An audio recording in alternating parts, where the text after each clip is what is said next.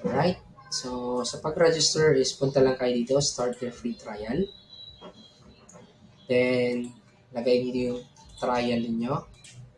Example ito,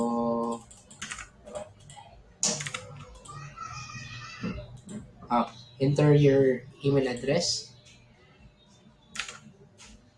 I muted daw. Then, sign up with Google account. Pumili ng account. Magpatuloy.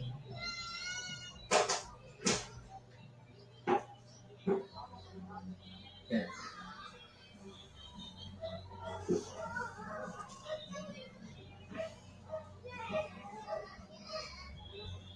Then, get started. For work, for personal. Then, let's say freelance. Company is gamitin nyo si ecombodysph.com. Then, pili na kayo dyan.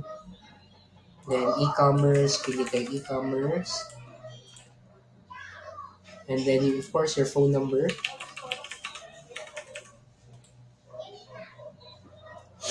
Name of the company. You can skip this one. Pagdating dito, skip. Then, skip. Then, mapupunta kayo dito. Then, you can click the start trial. Then, you can click maybe later. Then, skip this step. And, ito na. Then, recaptcha lang kayo. Crossbox.